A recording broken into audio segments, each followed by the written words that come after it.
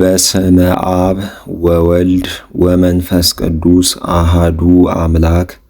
በታኅሳስ 20 በስንክሳር ታስበው የሚውሉ በዓላትና የወንጌል ንባባት ሐጌ ነቢይ ወታውራን ንግሥት አውጋኔዎስ ወማሬዎስ ዘነግ ምስባክ መዝሙር 103 ከቁጥር 1 እስከ 2 እግዚኦ አምላኪየ ጥቀ አበይከ ፈድፋደ አሚነ ወእበየ ስብሃት ለበስከ ወለበስከ ብርሃነ ከመልብስ። የቅዱስ ዮሐንስ ወንጌል ምዕራፍ 1 ከቁጥር 6 እስከ 19 ያለው ኃይለ ቃል እንዲህ ይላል። ከእግዚአብሔር ዘንድ የተላከ ስሙ ዮሐንስ የሚባል አንድ ሰው ነበር። እርሱም ሁሉ በእርሱ በኩል እንዲያምን ስለ ብርሃን ይመሰክር ዘንድ ለምስክርነት መጣ። ስለ ብርሃን ምስክር ሊሆን መጣ እንጂ እርሱ ራሱ ብርሃን አልነበረም። ለሰው ሁሉ የሚያበራ እውነተኛው ብርሃን ወደ ዓለም የመጣው ነው። በዓለም ነበረ፣ ዓለሙም በእርሱ ሆነ፣ ዓለሙ ግን አላወቀውም። ወደ ወገኖቹ መጣ፣ ወገኖቹ ግን አልተቀበሉትም። ለተቀበሉት ሁሉ ግን በስሙ ለሚያምኑ የእግዚአብሔር ልጆች እንዲሆኑ ሥልጣንን ሰጣቸው። እነርሱም ከእግዚአብሔር ተወለዱ እንጂ ከሥጋዊና ከደማዊ ግብር ወይም ከወንድና ከሴት ፈቃድ አልተወለዱም። ያም ቃል ሥጋ ሆነ በእኛም አደረ። ለአባቱ አንድ እንደሆነ ልጅ ክብር ያለ ክብሩን አየን። ጸጋንና እውነትን የተመላ ነው። ምስክሩ ዮሐንስ ስለ እርሱ ድምፁን ከፍ አድርጎ ተናገረ፣ እንዲህም አለ። እኔ ስለ እርሱ ከእኔ በፊት የነበረ ከእኔ በኋላ ይመጣል ያልኋቸው ሰው ይህ ነው። እርሱ ከእኔ አስቀድሞ ነበርና እኛም ሁላችን ከሙላቱ በጸጋ ላይ ጸጋን ተቀበል። ኦሪት በሙሴ ተሰጥታን ነበርና ጸጋና እውነት ግን በኢየሱስ ክርስቶስ ሆነልን። በአባቱ እቅፍ ያለ አንድ ልጁ እርሱ ገለጠልን እንጂ እግዚአብሔርንስ ከቶ ያየው የለም። ስለ ቃሉ የቃሉ ባለቤት ልዑል እግዚአብሔር ስሙ የተመሰገነ ይሁን። ሁለተኛው የቅዱስ ጳውሎስ መልእክት ወደ ቆሮንቶስ ሰዎች ምዕራፍ 4 ከቁጥር 3 እስከ 13 ያለው ኃይለ ቃል እንዲህ ይላል። ወንጌላችን የተሰወረ ቢሆንም እንኳ የተሰወረባቸው ለሚጠፉት ነው።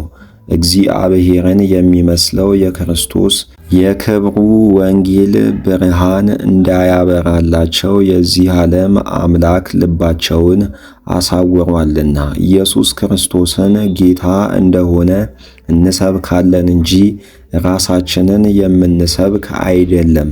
ስለ ኢየሱስ ክርስቶስም ብለን ራሳችንን ለእናንተ አስገዛን። በጨለማ ውስጥ ብርሃን ይብራ ያለ እግዚአብሔር በኢየሱስ ክርስቶስ ፊት የክብሩን ዕውቀት ብርሃን በልባችን አብርቷልና። ነገር ግን ከእኛ ያይደለ ከእግዚአብሔር የተገኘ ታላቅ ኃይል ይሆን ዘንድ በሸክላ ዕቃ ውስጥ ይህ መዝገብ አለን።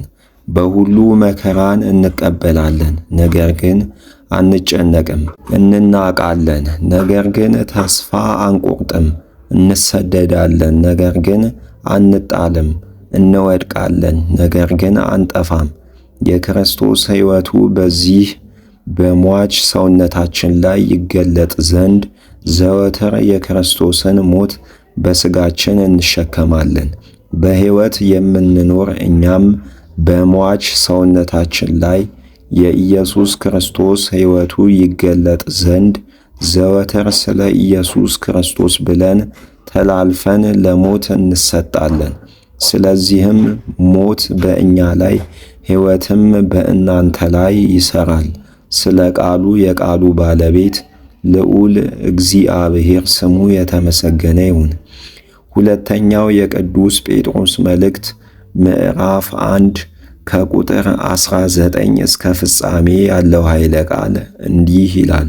ደግሞም ከዚህ የሚቀድም ይህን የሚያሳውቅ የነቢያት ቃል አለ። ይህንም ሥራችሁን እጅግ አሳምራችሁ ከተመለከታችሁት ቀኒቱ እስክታበራላችሁና በልባችሁ ውስጥ የአጥቢያ ኮከብ እስኪወጣላችሁ ድረስ በጨለማ ስፍራ ውስጥ እንደምታበራ መብራት ይሆንላችኋል። ይህን በመጀመሪያ እወቁ።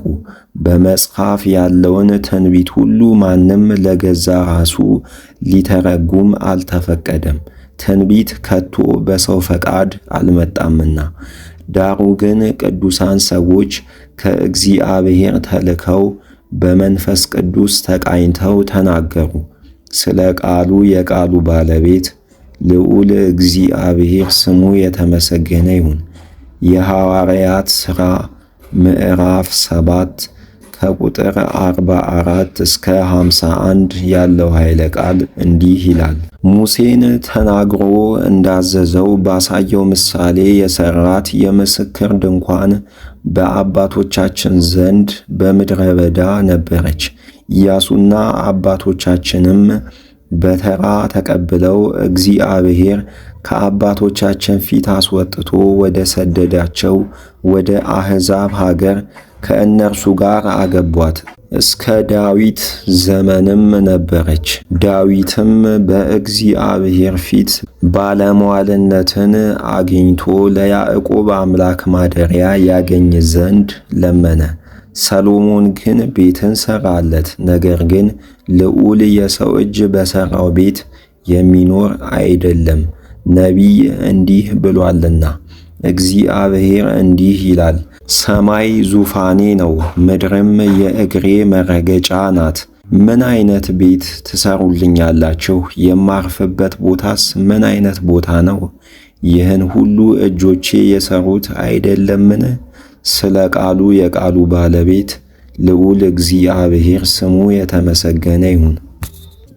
ምስባክ መዝሙር 104 ከቁጥር 14 እስከ 15 ወገሰጸ ነገሥተ በእንቲአሆሙ ኢትክስሱ መሲሐነየ ወኢታህስሙ ዲበ ነቢያትየ። የቅዱስ ማቴዎስ ወንጌል ምዕራፍ 7 ከቁጥር 12 እስከ ፍጻሜ ያለው ኃይለ ቃል እንዲህ ይላል። ሰዎች ሊያደርጉላችሁ የምትወዱትን ሁሉ እናንተም እንዲሁ አደርጉላቸው። ኦሪትም ነቢያትም የሚያዙት ይህ ነውና፣ በጠባቢቱ በር ግቡ። ወደ ጥፋት የምትወስድ ሰፊ በር ሰፊ መንገድም አለችና ወደ እርሷ የሚገቡ ብዙዎች ናቸው። ወደ ሕይወት የምትወስደው በር እጅግ ጠባብ መንገዷም ቀጭን ናትና የሚገቡባትም ጥቂቶች ናቸው። የበግ ለምድ ለብሰው ወደ እናንተ ከሚመጡ ከሐሰተኞች ነቢያት ተጠበቁ። በውስጣቸው ግን ነጣቂዎች ተኩላዎች ናቸው። ከፍሬያቸው ታውቋቸዋላችሁ። ከእሾክ ወይን ከአሜከላም በለስ ይለቀማልን? እንዲሁ መልካም ዛፍ ሁሉ መልካም ፍሬን ያፈራል፣ ክፉ ዛፍም ክፉ ፍሬን ያፈራል። መልካምም ዛፍ ክፉ ፍሬን ማፍራት፣ ክፉ ዛፍም መልካም ፍሬን ማፍራት አይችልም። መልካም ፍሬ የማያፈራ ዛፍ ሁሉ ይቆረጣል፣ ወደ እሳትም ይጣላል። እንግዲህ ከፍሬያቸው ታውቋቸዋላችሁ። በሰማያት ያለውን የአባቴን ፈቃድ ከሚያደርግ በቀር አቤቱ አቤቱ የሚለኝ ሁሉ ወደ መንግሥተ ሰማያት የሚገባ አይደለም። በዚያች ቀን ብዙዎች አቤቱ አቤቱ በስምህ ትንቢትን አልተናገርንምን? በስምህስ አጋንንትን አላወጣንምን? በስምህስ ብዙ ተአምራትን አላደረግንምን? ይሉኛል። ያን ጊዜ ከቶ አላውቃችሁም። ዓመፅን የምታደርጉ ሁላችሁ ከእኔ ራቁ እላቸዋለሁ። ይህን ቃሌን ሰምቶ የሚያደርገው ሁሉ ቤቱን በዓለት ላይ የሠራ ብልህ ሰውን ይመስላል። ዝናም ዘነመ፣ ጎርፍም ጎረፈ፣ ነፋስም ነፈሰ፣ ያንም ቤት ገፉት፣ ነገር ግን አልወደቀም፣ በዓለት ላይ ተመስርቶአልና። ይህንም ቃሌን ሰምቶ የማያደርገው ሁሉ ቤቱን በአሸዋ ላይ የሠራ ሰነፍ ሰውን ይመስላል።